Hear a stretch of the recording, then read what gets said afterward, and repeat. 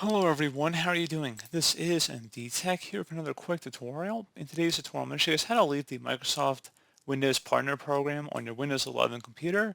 So, assuming that Windows 11 has been released and you want to exit the program, or perhaps you want to go from one channel to another, in today's tutorial, I'm going to show you guys how to do that, and we're going to go ahead and jump straight into it.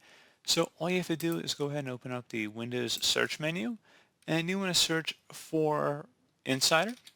Best match should come back with Windows Insider Program Settings. Go ahead and open that up.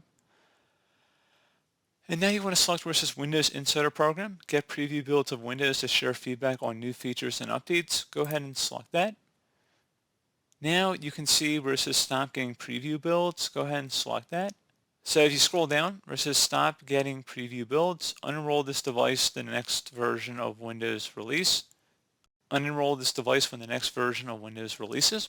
Available for beta and release channel. Turn this on to stop getting preview builds when the next major release of Windows launches to the public. Until then, your device will continue to get insider builds to keep it secure. You'll keep all of your apps, drivers, and settings even after you stop getting preview builds. Go ahead and toggle that to the on position. So again, once you get another major Windows release, it'll automatically install the main channel release, so you will no longer be in the beta program.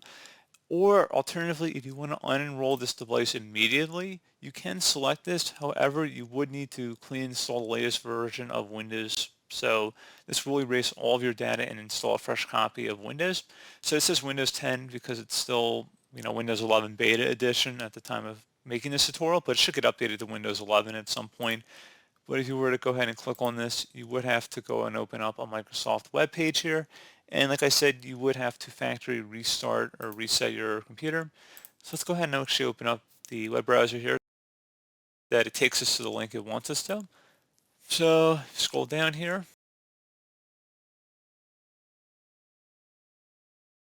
Basically, it's going through the process of resetting your Windows computer. So you'd have to go and factory reset, just like you would do a normal computer reset there. So if you close out of here, open up the start, typed in reset. Best match should come back or reset this PC. Go ahead and open that up. Now you would go ahead and scroll down where it says recovery, reset, advanced startup, go back. Go ahead and open that up. And then you can select reset this PC, choose to keep or remove your personal files, then reinstall Windows. Go ahead and select reset PC.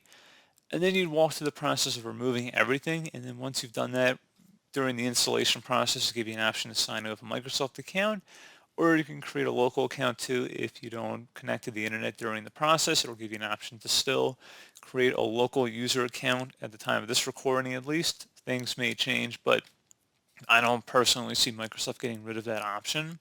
But pretty straightforward there, guys. Do hope I was able to help you out, and I do look forward to catching you all in the next tutorial. Goodbye.